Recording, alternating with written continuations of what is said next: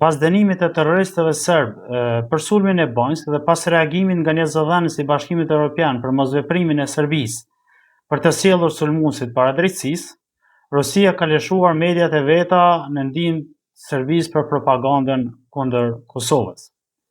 Russia Today, një media ruse që ka selinë e saj edhe në Serbi, dje nëpërmjet një artikulli propagandoi se të përgosërit serb janë duke u kestrajtuar në burgjet e Kosovës, duke tentuar që terroristët dhe spionët të i paraqes si viktima.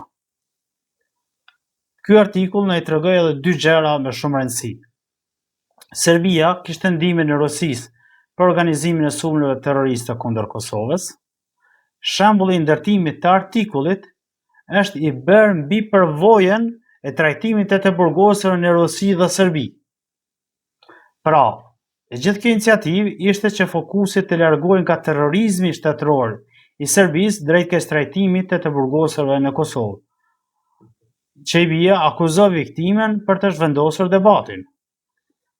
Artikulli vjen pas një shkrimi që e kam publikuar me datën 28 prill 2025, ku e rikujtojmë deklaratën e Aleksandar Vučićit, i cili shpreh të krenari me terroristët dhe veprimin e tyre kundër Kosovës.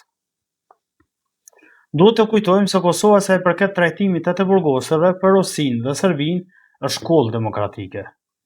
Shërbimi korrektues i Kosovës është i ndërtuar mbi praktikat më të mira evropiane dhe ligji për ekzekutimin e sanksioneve penale në Kosovë parashen një sër të drejtash dhe beneficionesh për të burgosurit. Po ashtu për të gjithë të burgosurit ka evidenca dhe po ashtu edhe familjarët dhe avokatët bazuar në ligjin në Kosovë kanë kontakte të vazhdueshme me ta. Andaj qasja pa bazuar e Russia Today është paniku i Rusisë dhe i Serbisë, të cilat po zbulohen si faktor destabilizues dhe si shtete terroriste kundër Ballkanit Perëndimor, veçanërisht kundër Kosovës.